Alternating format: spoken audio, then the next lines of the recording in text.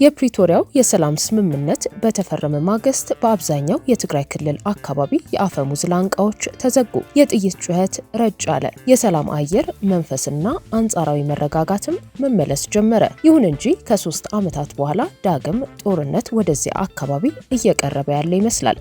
አሁን የፕሪቶሪያው ስምምነት ስለመፍረሱ ጮክ ብሎ መነገር ጀምሯል። ለጦርነት እየተዘጋጁ ነው የሚለው ክስ በተቃራኒ ተሰልፈዋል ከሚባሉ ኃይሎች ጎልቶም ይሰማል። ዳግም ጦርነት የመከሰቱ እድል ያሰጋቸው የሚመስሉ አካላት ከየአቅጣጫው ማሳሰቢያ ያዘሉ መግለጫዎችን በማውጣት ላይ ይገኛሉ። ሪፖርተርም ዳግም ጦርነትን የመቀልበስና መፍትሄ የማፈላለግ ጥረት በሚል ርዕስ ተከታዩን ዘገባ አሰናድቶላችኋል። አብራችሁን ቆዩ። የትግራይ ጊዜያዊ አስተዳደርን አፍርሶ ስልጣን በኃይል በመንጠቅና ከጦርነቱ በፊት የነበረውን የፈረሰ ክልላዊ ምክር ቤት መልሶ በመትከል የሚከሰሰው ህወሓት ከኤርትራ ከሱዳንና ከግብጽ ጋር ብቻ ሳይሆን በሀገር ውስጥ ከሚንቀሳቀሱት እንደ ፋኖ፣ ኦነግ ሸኔ፣ ኡጉጉሞና ሌሎች ኃይሎች ጋር ተባብሮ ጽምዶ የተባለ ግንባር ፈጥሯል በሚል ይከሰሳል። ህወሓትን ከውጭና ከውስጥ ኃይሎች ጋር ተሰባስቦ በቀናት ውስጥ ጦርነት ሊከፍት እየተዘጋጀ ነው የሚለው የፌዴራል መንግስትም ቢሆን በተቃራኒው የህወሓት የሱዳንና የኤርትራን ተቃዋሚዎች በመደገፍ በተቃዋሚዎቹ ዘንድ ሲከሰስ ይደመጣል። ከቅርብ ጊዜ ወዲህ ይህ መካሰስ ተካሮ ወደ ጦርነት የሚያስገባው ውጥረት መፍጠሩ በሰፊው እየተነገረ ሲሆን ኢትዮጵያ በቅርብ ጊዜ ወደ ዳግም ጦርነት ልትመለስ ትችላለች የሚለው ዓለምን ያሰጋ ጉዳይ ሆኖ ሰንብቷል። ከሰሞኑ በተከታታይ ወደ መገናኛ ብዙሃን ወጥተው ሀሳባቸውን ያስተጋቡት ሁለቱ የህወሓት የቀድሞ ባለስልጣናት አቶ ጌታቸው ረዳና ሌተናል ጀነራል ጻድቃን ገብረትንሳኤ ብቻ ሳይሆኑ የጦር ኃይሎች ጠቅላይ ኢታማዦር ሹም ወታደራዊ አማካሪና የተኩስ አመራር ኃላፊ ጀነራል አለምሸት ደግፌ እንዲሁም ጀነራል ባጫ ደበሌ በተከታታይ የህወሓትን የሻዕቢያንና ሌሎች ግብረ አበሮቻቸው ያሏቸው አካላትን ጠብጫሪ እንቅስቃሴ ሲናገሩ ተደምጠዋል። የኢትዮጵያ የብሔራዊ ደህንነት ተግዳሮቶችና የመፍትሄ አቅጣጫዎች በሚል ርዕስ የኢትዮጵያ ብሔራዊ መከላከያ ኮሌጅ ባካሄደው ዓመታዊ የምክክር ጉባኤ ላይ ንግግር ያሰሙት የጠቅላይ ሚኒስትሩ የምስራቅ አፍሪካ ጉዳዮች አማካሪና የዲሞክራሲያዊ ስምረት ትግራይ ፓርቲ አመራር አቶ ጌታቸው ረዳ ቀድሞ አመራር የነበሩበትን ህወሓት የውጭ ኃይሎች ፍላጎት አስፈጻሚ ነው ሲሉ በሰፊው ተንትነዋል። በዚሁ መድረክ ላይ ንግግር ያደረጉት ጀነራል አለምሸት ደግፌም ህወሓትና አብረውት ተሰልፈዋል ያሏቸውን ኃይሎች ጉዳይ አንስተዋል። የብሔር ጽንፈኞች እንዲሁም እኔ የማልመራት ኢትዮጵያ እንደፈለገች ትሁን የሚሉ ኃይሎች ሲሉ ህወሓትን፣ ፋኖንና ኦነግ ሸኔን የመሳሰሉ ኃይሎችን በአክራሪነትና በስልጣን ጥመኝነት ፈርጀዋቸዋል። በኬንያ የኢትዮጵያ አምባሳደር ጀነራል ባጫ ደበሌ በበኩላቸው የህወሓትና የሻዕቢያ ፍላጎት ያሉትን መሰረታዊ ነጥብ ከሰሞኑ በሰጡት አንድ ብሔራዊ ቴሌቪዥን ቃለ መጠይቃቸው አብራርተዋል። ህወሓቶች ባለፈው ጦርነት ከአላማጣ እስከ ደብረ ሲና ለመድረስ ብዙ ጊዜ አልፈጀባቸውም። ተመክተው ወደ ትግራይ ለመመለስ ደግሞ ከ10 ቀናት የበለጠ አልፈጀባቸውም። ህወሓት የኢትዮጵያን መንግስት የመቋቋም አቅም የለውም። ራሱን ለማትረፍና ስልጣኑን ለማስመለስ ሲል ጽምዶ ብሎ ከሻዕቢያና ከሌሎች የታጠቁ ኃይሎች ጋር ግንባር ፈጥሯል። ሻዕቢያም የባህር በሬን ላጣ ነውና በኢትዮጵያ ድንበር ውስጥ ፈጥሬ ላቆያቸው በሚል ነው ጽምዶን የፈጠሩት። ከበስተጀርባቸው ደግሞ ፋይዳ የለሾቹ ፋኖና ሸኔ አሉ። የኤርትራ መንግስት ቅጥረኛ መንግስታዊ ወታደር ነው። በተለያዩ ሱሶች የተጠመደና ሰፈር የሚረብሽ ጎረምሳ አይነት ነው። የፈርዖን ልጆች ይገዙታል በማለት ሻዕቢያ እንደ ህወሓት ካሉ አካላት ጋር የጀመረው ትብብር ለቀጠናዊ ሰላም ጭምር አደጋ መሆኑን ገልጸዋል።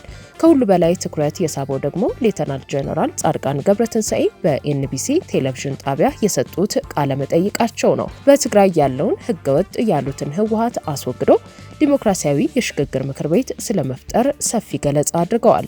7 ፓርቲዎች እኔን ጌታቸውንና አሰፋ ብርሃን ጨምሮ 3 የፕሪቶሪያ ስምምነት ፈራሚዎች እንዲሁም ሌሎች ኃይሎችን ያሰባሰበ የለውጥ ፈላጊ ኃይሎች ምክር ቤት ፈጥረናል። ምክር ቤቱ ቢያንስ ከ30 እስከ 45 አባላትን ያሰባሰበ ይሆናል። ምክር ቤቱ በአዲስ አበባ የተመሰረተ የትግል ምክር ቤት ነው። በህወሓት ላይ እየተፈጠረ ያለውን የህዝብ እንቢታን የሚያስተባብርና አላስፈላጊ ውጊያን የሚያስቀር ነው። ትግራይ ሲገባ ግን አዲስ ራሱን የቻለ አቃፊ ጊዜያዊ ምክር ቤት ይፈጠራል እንጂ ይህ ቋሚ ምክር ቤት አይሆንም። አግላይ የሆነውን ስርዓት አስወግደን ትግራይ በመግባት ዲሞክራሲያዊ ስርዓት በመትከል ሁሉንም ህብረተሰብ የሚወክል ሙሉ ስልጣን ያለው የሽግግር ምክር ቤት የመፍጠር ዓላማ አለን የሚል ይዘት ያለው ሐሳብ አሰምተዋል። ጀነራል ጻድቃን ገለጻቸውን ሲቀጥሉ ለውጥ ያስፈልጋል በሚሉ ኃይሎች መካከል ሁለት መሰረታዊ ነጥቦች ላይ መተማመን መስፈኑን ጠቁመዋል። አንዱ በትግራይ የፖለቲካ ኃይሎች መካከል ጦርነት መፈጠር የለበትም የሚል ነው። እንዲሁም በሁለተኛነት በመጣንበት መንገድ መቀጠል የለብንም፣ በትግራይ ዲሞክራሲያዊ የፖለቲካ ለውጥ ያስፈልገናል በሚሉ ነጥቦች ላይ ስምምነት አለ በማለት ገልጸዋል። ወደ አንድ ምክር ቤት ተሰባስበዋል ያሏቸው እነዚህ የለውጥ ፈላጊዎች ሁለት ችግሮች እንዳሉባቸው ያመለከቱ ሲሆን አንዱ የሀብት እጥረት መሆኑንና ሌላው የትግራይ የውስጥ ፖለቲካ ችግር እንደሆነ አስረድተዋል። ከነዚህ ሰሞነኛ ንግግሮች ብቻ ሳይሆን በቅርቡ በትግራይ አካባቢ እየታዩ ያሉ የፖለቲካ ለውጦችንና አዳዲስ የኃይል አሰላለፍ ክስተቶች በመነሳት በሰሜን ኢትዮጵያ ዳግም ጦርነት የመቀስቀሱ እድል እየተቃረበ መሆኑን የሚገምቱ አሉ። በመንግስትና በደጋፊዎቹ ወገን ትግራይን የተቆጣጠረውንና የጽምዶ ኃይል አሰላለፍ ማዕከል ነው የሚሉትን ህወሓትን ማስወገድ የሚለው አማራጭ ተደጋግሞ ይጠቀሳል። ጀነራል ጻድቃን ህብረተሰቡ ቀስ በቀስ ገፍቶ እንዲጥለውና ቅቡልነት እንዲያጣ የማድረግና ውጊያን ያስቀራል ያሉትን ስራ ለማከናወን በሰፊው ሲናገሩ ቢደመጡም እድሜውን ማሳጠር አስፈላጊ የመሆኑን ጉዳይም በተቃራኒው በአማራጭነት ሲያነሱ ተደምጠዋል። በህወሓትና በደጋፊዎቹ ወገንም ቢሆን ለዓለም አቀፉ ማህበረሰብ ጥሪ በማቅረብና ውትወታ በማድረግ ወደ ፕሪቶሪያው የሰላም ስምምነት ትግበራ መንግስት ፊቱን እንዲመልስ ግፊት የማድረግ ሙከራ መኖሩ ይታያል። በተደጋጋሚ ለአፍሪካ ህብረትና ለአደራዳሪዎቹ ከህወሓት ደብዳቤ ሲጻፍም ነበር። በሌላ በኩል የፕሪቶሪያ ሰላም ስምምነትን መከለስ ገዥነትና አካታችነትን ከፍ ማድረግም እንደ አዲስ አማራጭ ሲቀርብ ነበር። ይሁን እንጂ የችግሮች ምንጭ የሆነው የፌዴራሉ መንግስት ስለሆነ እሱን ከሚታገሉ ኃይሎች ጋር መሰለፍ አስፈላጊ ነው የሚለው አቋም በህወሓትም ሆነ በሌሎች ተቃዋሚዎች መንደር ጎላ ብሎ የሚራገብ አጀንዳ ሆኗል። የአሜሪካ መንግስት በቅርቡ ጽንፈኛ በሚል በፈረጃቸው የህወሓት አመራሮች ላይ የቪዛ ማዕቀብ የጣለው ይኸው የጦርነት ዳመና ማየል ስላሰጋው እንደሆነ በመነገር ላይ ነው።